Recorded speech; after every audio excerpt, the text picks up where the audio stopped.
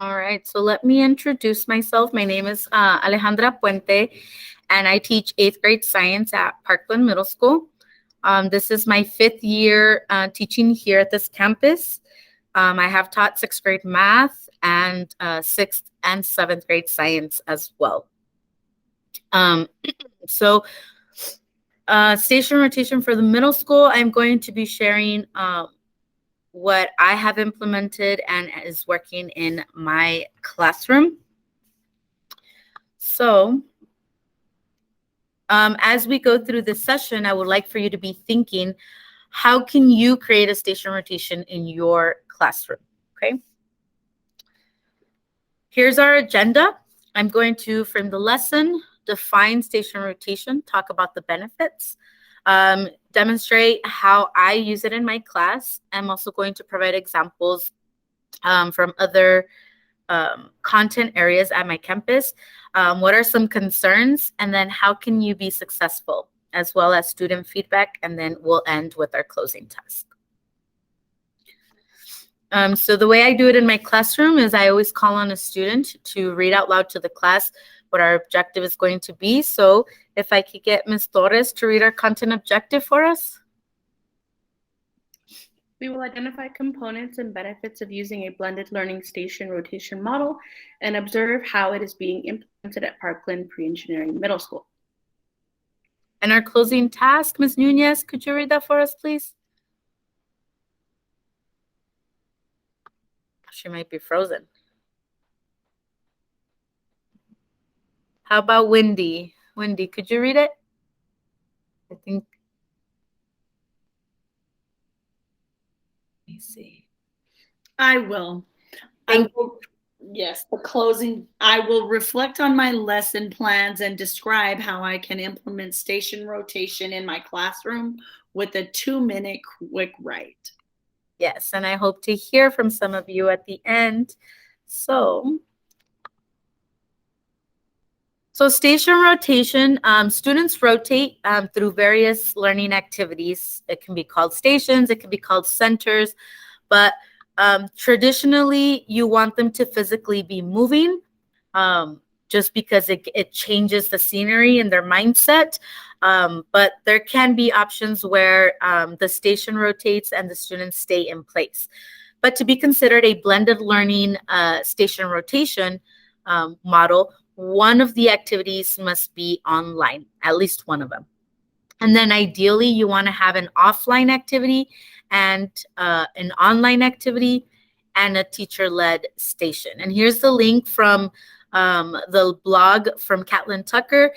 She's one of the ones I follow a lot, that I've done her course and read her books. And so most of what I do comes from her. And so here from that blog, you'll find this diagram, which is the teacher-led station, an online and an offline. And you don't have to have just 3 stations. You can have more, but this is the, what you want. You can have more offline, you can have more online, but you want to have a combination, at least one of each of these. So what are the benefits of a station rotation model? So students can be grouped in many ways, and that's really going to be dependent on your content, your grade level, and the focus. What is the purpose, the objective of that station rotation lesson? And so you can group them by reading levels, by interests, by skill strength or skill weakness, mixed skill levels, student choice, allowing students to choose who is going to be in their group. And let me tell you that they will work. The majority, of course, you're always going to have those few students, but the majority will work if they choose who's in their group, because it's an incentive for them, because they're happy to be, with their friends who they like. And so they work together to get the work done. And then students can build communication and collaboration skills. Stations can be used to scaffold highly tested techniques. You can introduce it, but if you introduce a concept, it needs to be only at the teacher-led station, not where they're working independently. Unless you want to front load vocabulary, then you could do that at one of the other stations as front load vocabulary.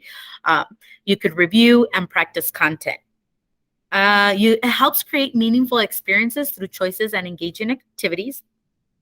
And then a lot of times we say like, or at least I would ask myself, like, when am I supposed to work one-on-one? When am I supposed to check in on a student? When am I supposed to, I always felt previous years that I had students who would fall through the cracks. Like, man, like that one was my fault. Like I didn't do enough for that particular students, because, they weren't behavior issues, because you focus on behavior issues or you focus on the very good ones, or, whatever the case may be. And so I hated that feeling. And so where do we have time to facilitate and really see what's really going on and not have students fall through the cracks is through your teacher-led, facilitating that teacher-led small group. You get to differentiate and you have that time to give real-time feedback for their work. They have to have them discuss and hear verbally and written, are they really getting it, and who's not getting it still. And that way you can, by checking for understanding, you can adjust your instruction for the next day. You can adjust their developmental homework. You can make changes for those who are still struggling. No need to reteach to the whole class when it's, a third of the class that's not getting it. So here's a short clip from Catlin Tucker that I would like to share.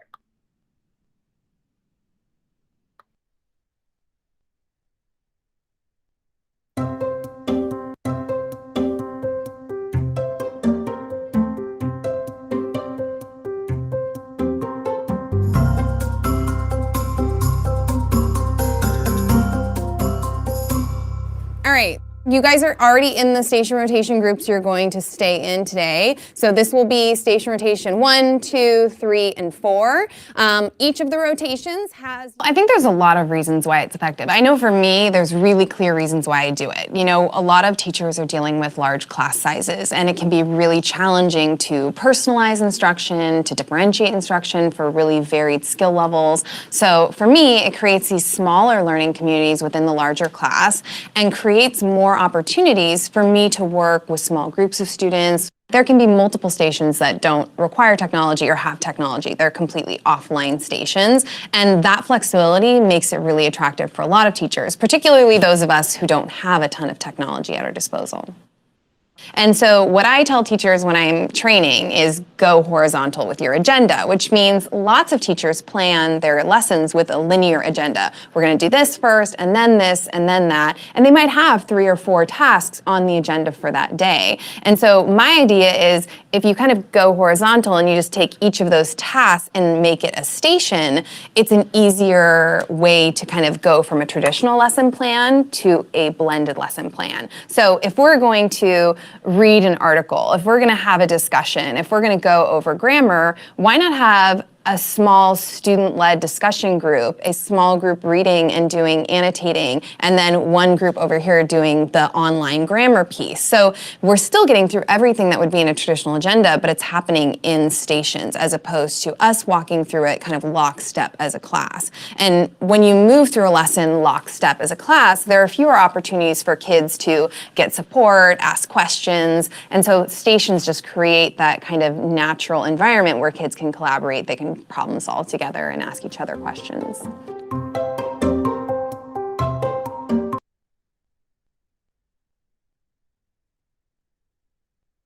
All right, any questions up until this point? Okay. So let's get started on how I use station rotation in my classroom. My class periods are 45 minutes. And my largest class is 24. My smallest class is 15. Okay, just so you have some perspective. What I do is I do 2 stations per day. I have a bell ringer and I have an exit ticket. And so each station can range from 16 to 18 minutes. And one of the things that I did forget to say at the last session was that because the stations are short, you have to be strategic and very purposeful on the activities that you choose. We can't just pick busy work or, it has to be purposeful. Like if you're going to do a station, you're going to spend 4 days at stations, right? That's 4 days of lessons. It has to be purposeful. That's, going to complement what you would have done. And so depending on how long I take on the first day to give instructions, then that will depend on the time. So sometimes I do stations just for 2 days, and those 2 days is the 4 stations. I have a total of 4. Or sometimes I do 4 days of sessions. So I have 2 lessons on station rotation. And I use station rotation at least once for every unit. And my group sizes range from 4 to 6 students. Occasionally, especially if they're absent, or in my smaller class, there might be 3. So depending on my goal, I might group, have less groups, but bigger groups. So it just depends on if I want them to be at 3 or if I want them to be at 6. But 6 does work for me as well. So the way that I group my students most of the time is through my seating chart. And that's because I strategically create a seating chart. Even from before the school year, I start looking at data. How did they do in 7th grade math? How did they do in 7th grade reading? How did they do in their 5th grade science STAR test? So I go back to see, and then I look at their priority groups. So in my groups, I start from day 1 in groups of 4. And I make sure that I have a high, and I have an EB, I have a SPED, I have a medium or a low. So there's a combination that, can provide. And I tell my students, I said, if you don't know, I expect you. This is the expectation. You are asking how, why, how did you know? What do I need to know in order to get it? And if you know the answer, and you're my high students who get things quickly, then you are explaining, this is how I knew. This is the knowledge I needed. This was the key word. This picture let me know. So I set those expectations and I remind them that's the expectation so that they can help each other. And so sometimes I let them choose who's going to be in their group. And it does work for the most part. I do have, for the most part, I will have that one group in all of my day, though, in all of my classes, just that one group that, didn't work out, or something. So it happens. It's not going to be something that's perfect or 100%. But for the most part, they will work. They get happy that they get to choose who they're with. And I warn them, though, I said, if you don't do what you're expected, you're not going to get this opportunity again. So other times I do group them in homogeneous groups. So I'll put my SPED together. I put my EBs together. I put my highs together, my mediums. I'll group them like that. And the reason that I do that is because now I differentiate my teacher-led group. That's where I do the differentiation. With my highs, I could go higher rigor, could let them lead more. I could get through more content. It could be at a faster pace.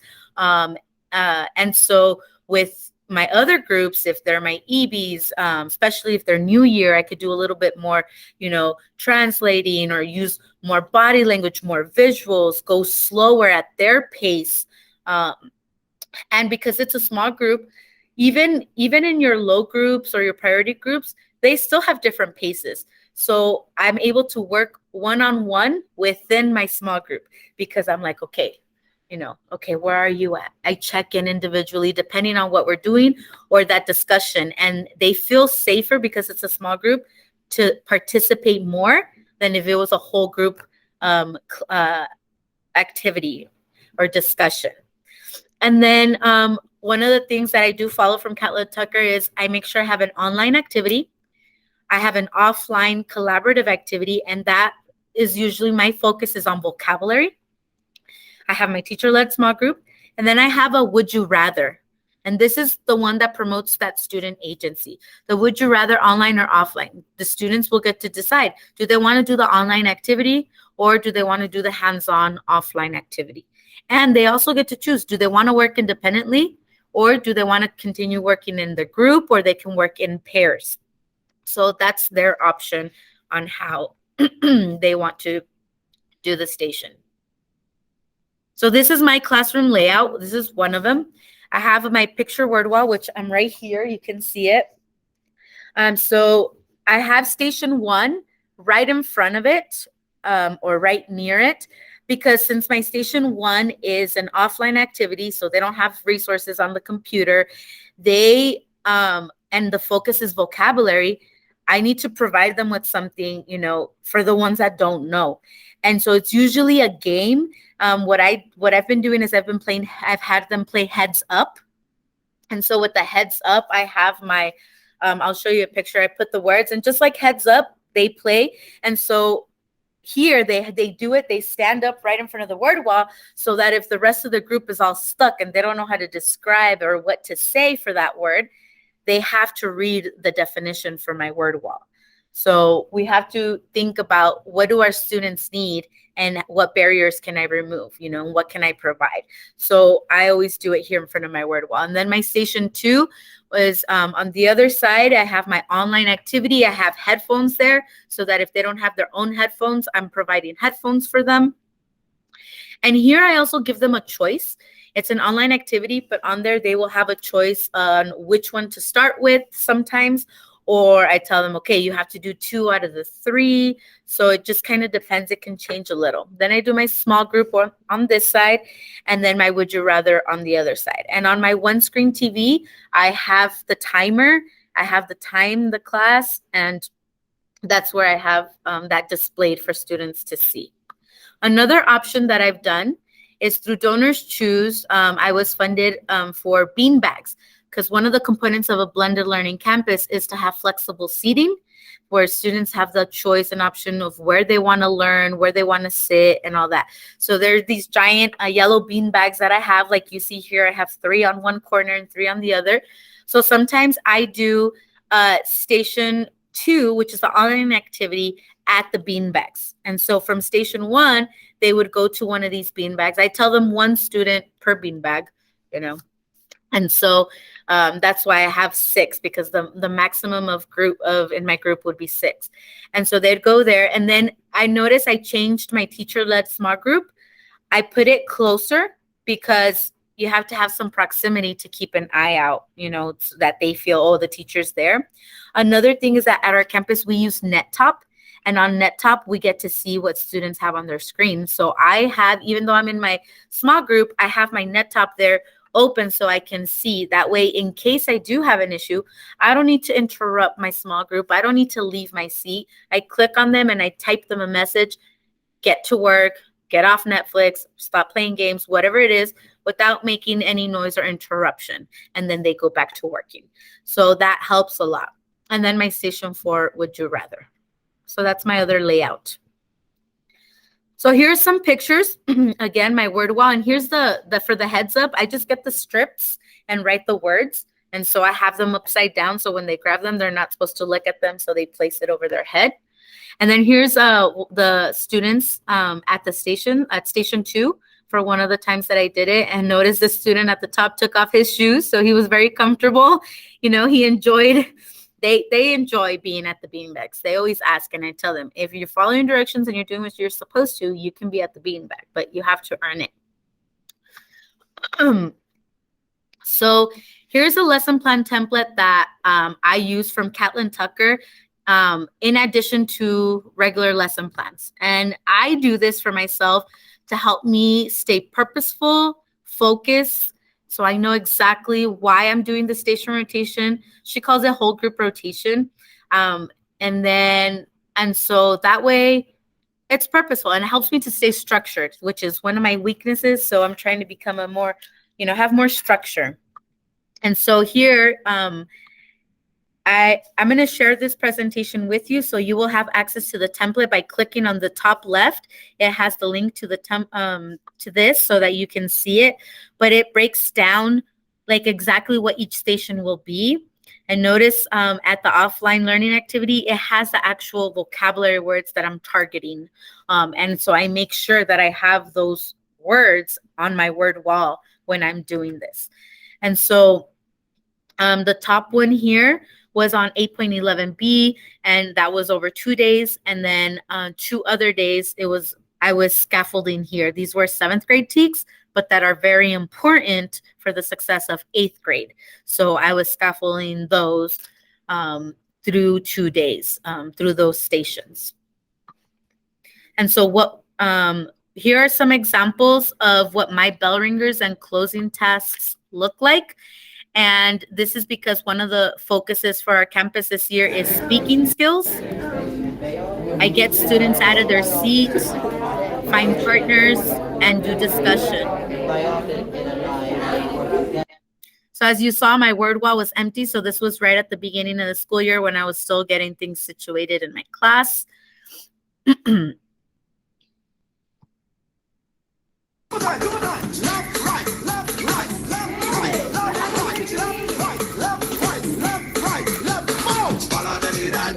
All right, find a new partner. So Find a new partner. one of the lead forward strategies is like the mix and freeze. So you play some music or the musical chairs, and so you make it fun. You pick songs they like or songs they don't like but that are fun, and you make it fun and you play it, and it gets them moving because they love to be out of their seats. So when I do station rotations, especially to have a short bell ringer and exit ticket and to get that target of speaking, I do things like this.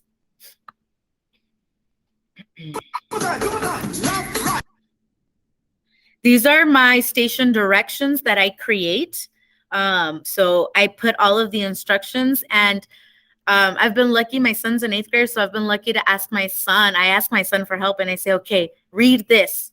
Do you understand what it's saying? To get his perspective as an 8th grader, like, does this make sense to you? How can I change it so that you understand it? So I've been able to do that. Station 2, it is an online activity, but like I said, sometimes it's a choice board. So here they could choose to work on the Nearpod, the STEM scopes, or the Ed puzzle.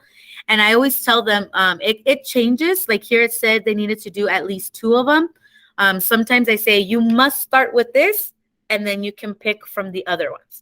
Or sometimes I say you must do these 2. So it just depends. But I do try to give them options even on the online one. Station 3, they're with me. Most of the time I have them have their notebook and a pencil. And station 4, the would you rather. And this is where I tell them, okay, if you want to work online, you could do the Texas Gateway. You can complete it. There's a paper you put in your notebook, and they could decide to work alone or with a partner on this. Or if they want to be offline, they had this other activity that they work on. And so I try to do hands-on activities, or I try to do star-like questions like from Texas Gateway or things like that, so that they work together to complete it. And so I put these at each station in these little stand-up plastics here. So that's where I have them. So after I explain, if they forget, they're there in front of them at each station. And, and if they still don't understand, they have their whole group to ask. So the expectation is that they need to ask everyone before they ask me again. And then here's my key that I was sharing that I believe is very helpful with not getting students to interrupt my small group. Is I have these at all times, whether we're doing stations or not. I have it there at the center, and it tells them the expectations. It says, when Ms. Puente is working with students in a small group or a one-on-one, you do not interrupt her. And so what do I do if I have a question? You reread the directions or watch the directions video provided in Google Classroom. You ask your shoulder partner, anyone in your group, quietly ask a peer that's not in your group. If they do have an emergency, like it's something they have to get a hold of me, then they can raise their hand and I can come to them. Number 6 talks about the restroom. So at our campus, we use eHall Pass, an electronic pass. And so one of the expectations is students cannot use the restroom in the first and last 10 minutes of class. Of the class period. So on my one screen where I have the timer and the clock, I have a bell schedule of the time for each class period when they are allowed, because at the beginning they're always like, well, is it time? Has it been past the 10 minutes? Can I go?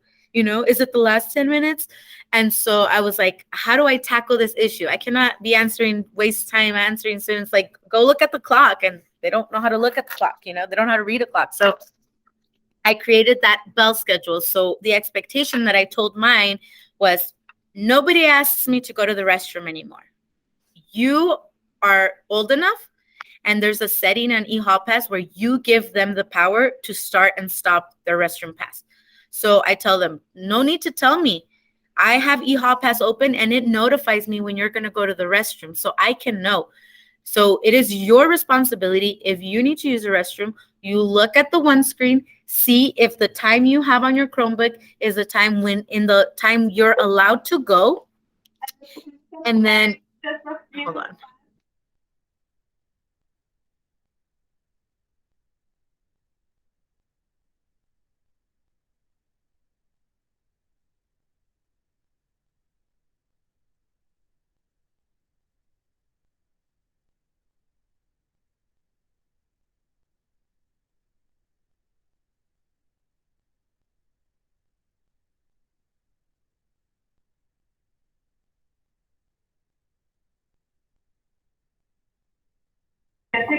Sorry, I'm at my campus. And you can please go to the food truck to collect your prizes. Again, thank you parents so much for joining us this Saturday morning, and we hope you have a wonderful weekend. I tell them, if it's during the time you're allowed to go, you start your pass. It has to be the 800 hall because that's the only one it will allow them to approve. If they put a different hallway, it doesn't allow them to start it. I would have to start it. So, I tell them, if it doesn't let you, that means somebody else is in the restroom from my class. Or sometimes it tells them maximum capacity. There's too many students at that restroom and you have to wait a few minutes and keep trying.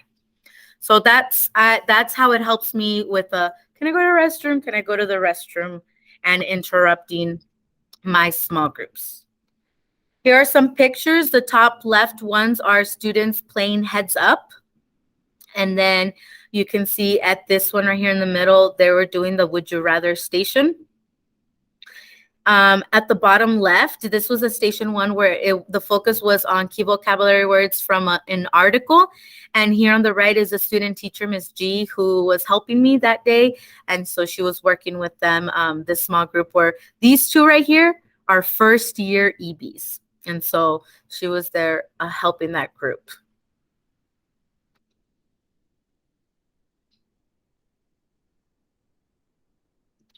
So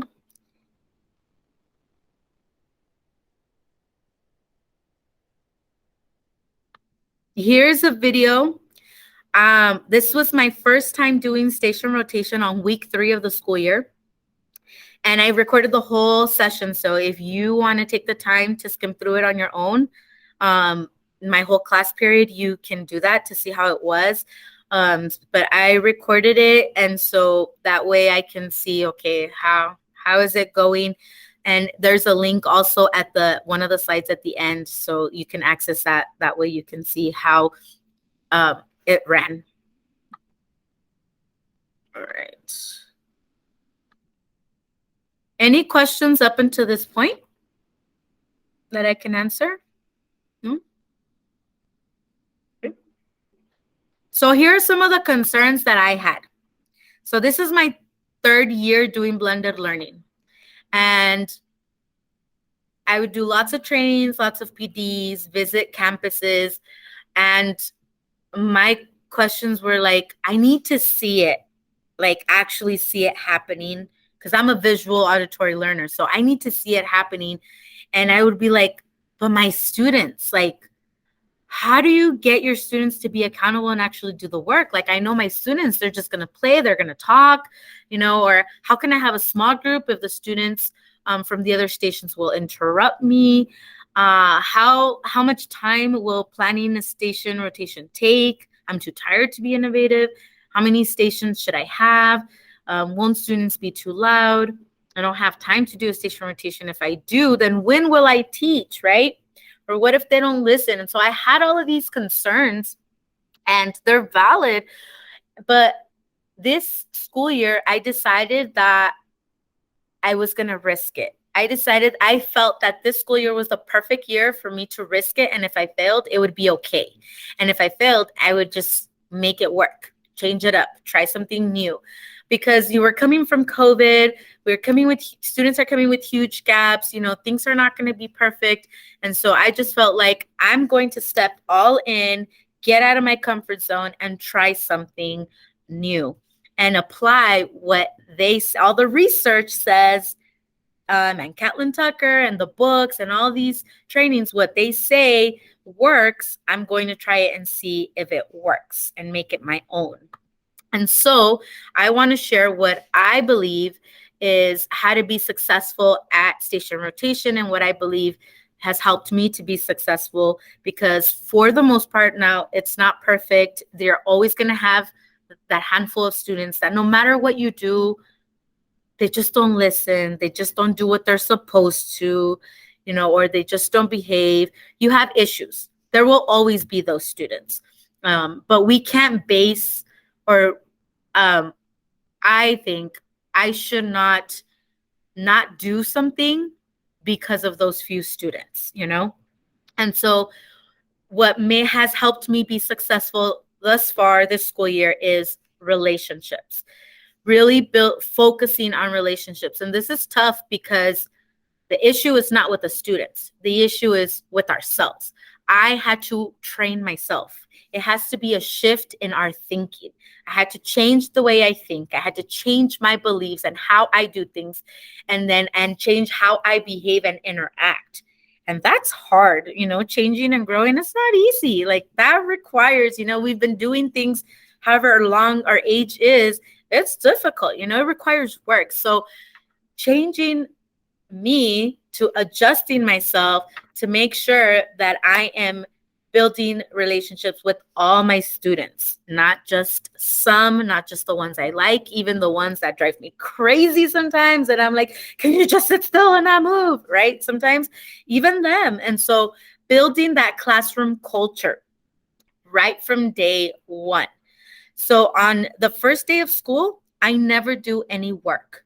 I never go over expectations, over rules, over campus, nothing. On the very first day of the school year, I only play games, team building, SEL, fun things, and give them a prize. Candy, donuts, stickers, whatever I have that school year. And it works because students go home happy, like, oh my gosh, we didn't do any work. It was so fun. We did this. Da, da, da, da. And then they want to come back the second day to school. And so the second day, what I do then is I set the tone for my school year with the classroom culture. And I go over those expectations of what I expect to see in Miss Puente's class. And so this picture you see in the middle where it says, we are better because, these are posters that I had in each group that they had to do discussion and talk about what does it mean. And they had to provide examples of what it means to be a team and what it means to celebrate each other's success and what it means to encourage one another. And then I had them present. And so I set the whole class period on, this is the classroom culture. This is the expectation. Let's keep that. And I start groups from day one. Like I don't do or believe in rows or pairs like by themselves. I don't believe in that. I believe that groups need to start from day one because we have to set the tone. We have to set the expectation of what is it like and what are you supposed to be doing as a group? When are you allowed to talk? When are you not allowed to talk? And so being consistent with those expectations. And another thing I tell them is, I want to hear you guys talking. Talk. I want to hear lots of talking, and please be loud.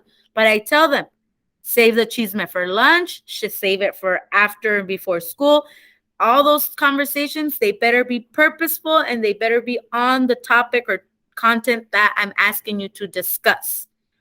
And so I feel like I give them that safe space, that freedom to be able to talk, to speak up, because sometimes, they're used to, unfortunately, sometimes in a class where they have to be soldiers and they have to be quiet and there can be no talking and it has to be, zoop. And there's times for that, but the majority of the time should not be like that. So I tell them, talk. And some of my classes who are very quiet, I tell them, you guys got to talk louder. I can't hear you. Speak up, And so another thing is being encouraging, like ourselves, being encouraging. If we're very like, oh, they're going to be like that too. So if we're encouraging and we're exciting and we sound fun, they will too. It's contagious. Groups.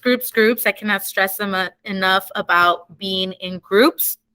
And like I said, being consistent and reminding them of the expectation.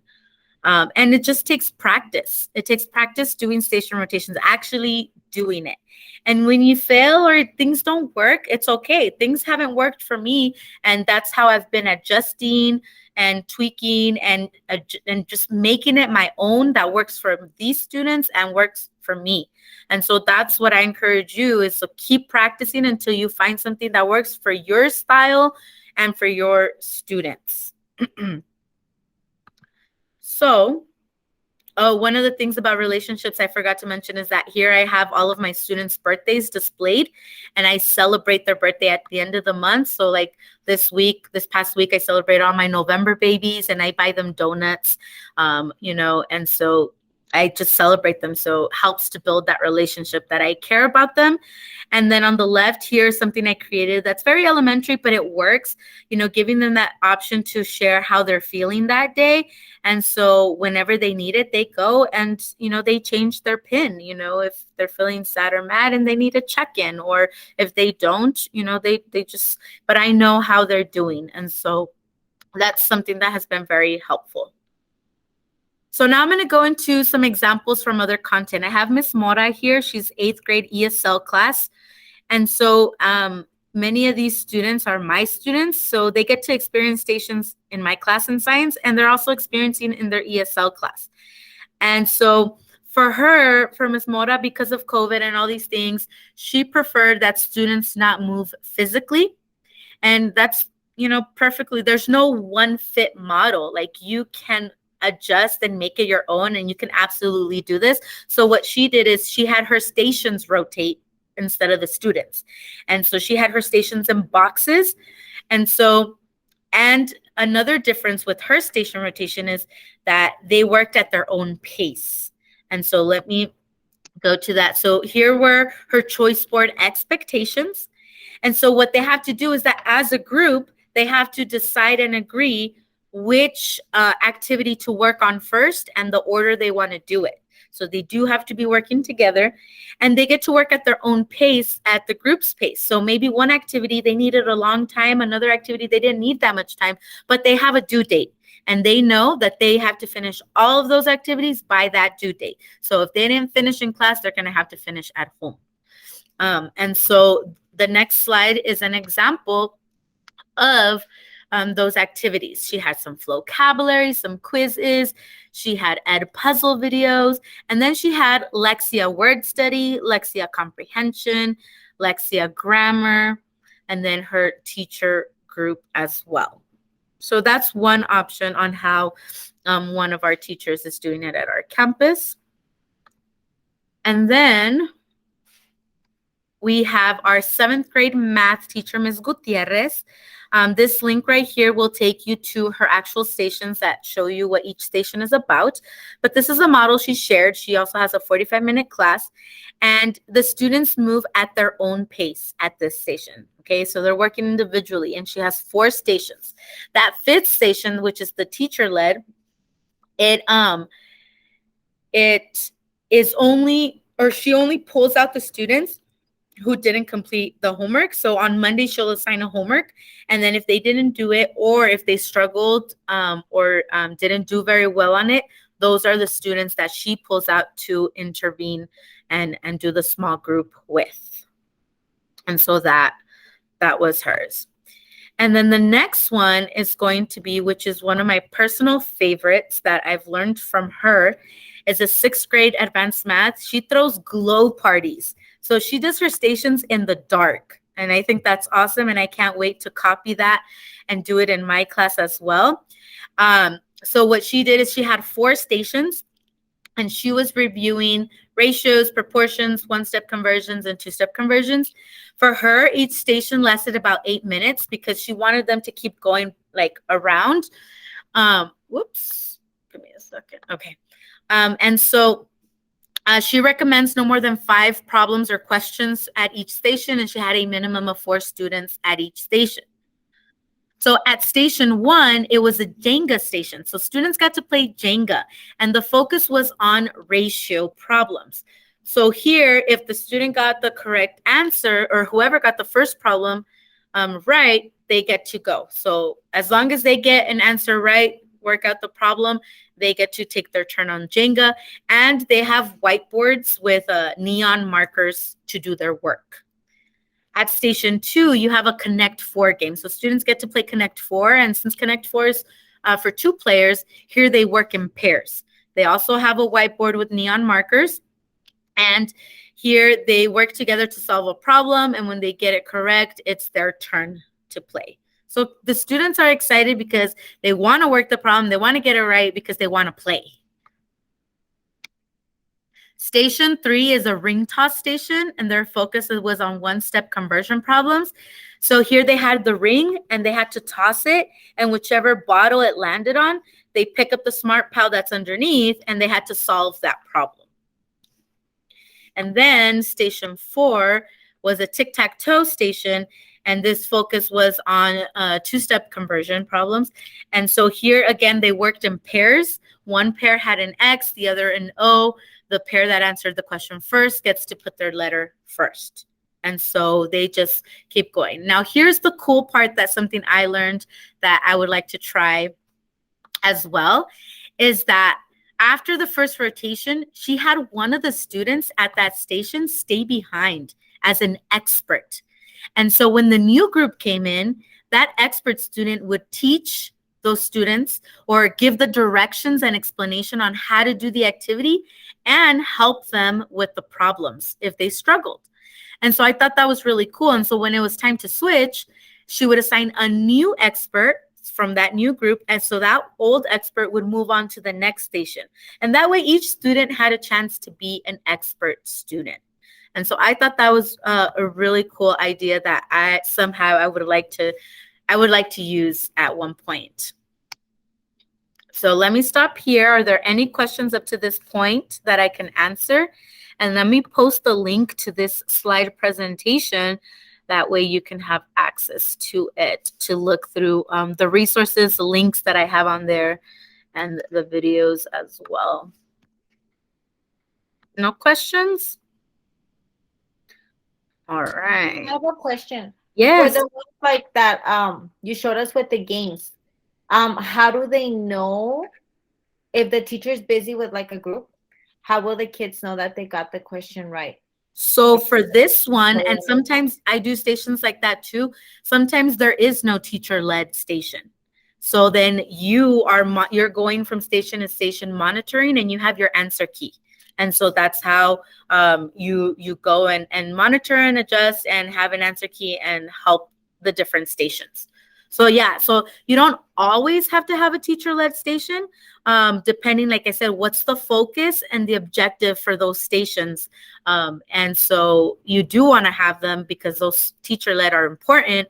But like in this case, the games was the focus to motivate them to review. And so the teachers facilitating. Great question. Thank you. All right. So another thing that I feel is so important is student feedback. And so what I do is I have a Google form, and I give this Google form, the same one, every 9 weeks. And there you'll have access. If you click on this, it has the link, and you'll be able to make a copy if you want to use it and change it up.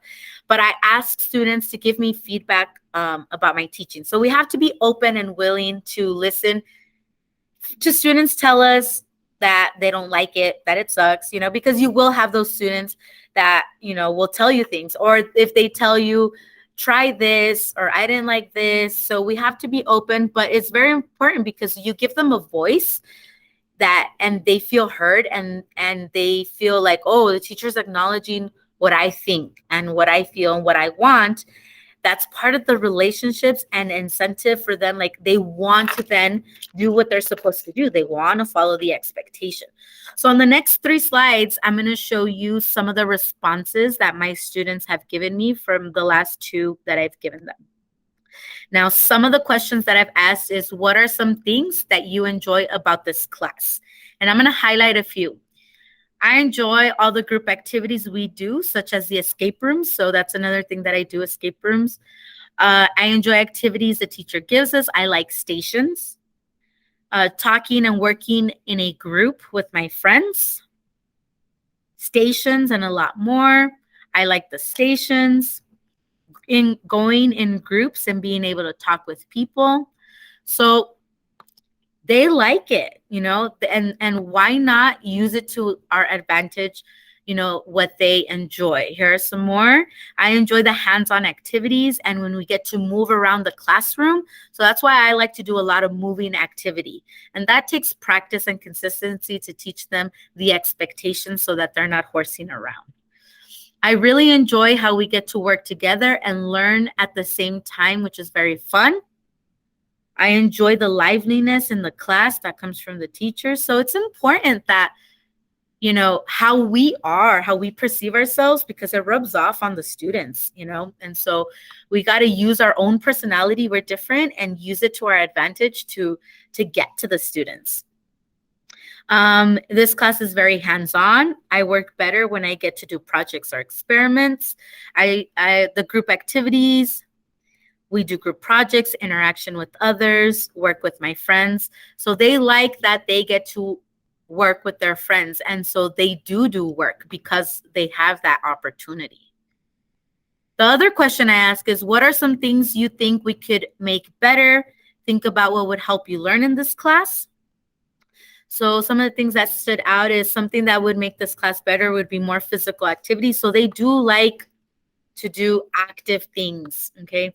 I think we should be able to sit with the people that we want to sit with, but if we get loud, you can move us. So students know better. Like, if it's coming from them, they're saying like, hey, let me be with my friends, and if I lose that privilege, then move me.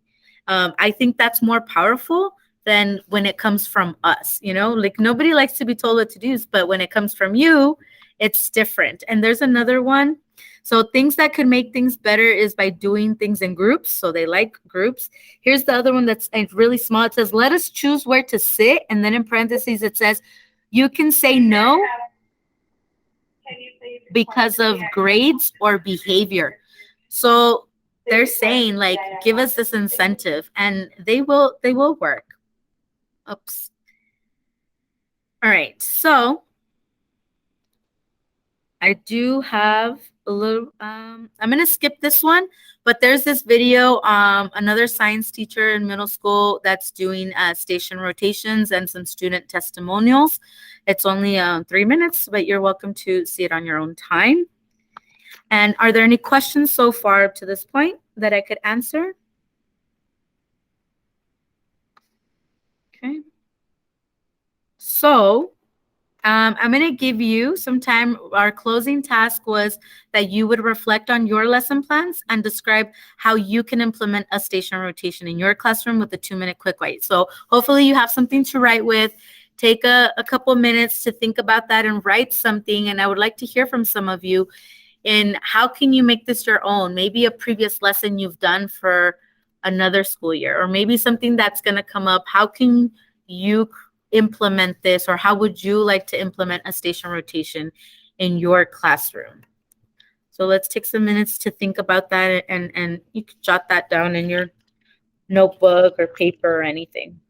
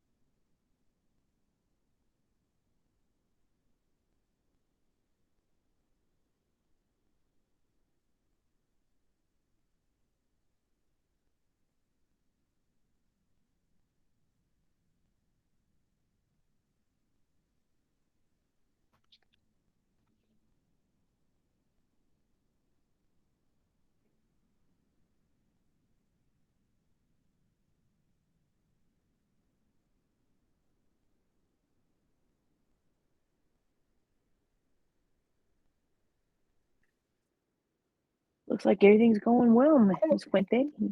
All right. Thank You're you. right on time, huh? Yes. All right. Awesome. Awesome. All right. Is Thank you anyone? so much for sharing your knowledge today. Thank you. Is anyone ready to share something? You could do it either in the chat or you could unmute. I wrote, I want to, because we're kind of starting to dabble on that idea where we have 2 stations right now. So I would like to add one and try to differentiate my teacher-led station and add some gaming centers, like centers that have to do with games. I want to try that. Awesome. Thank you. Anyone else?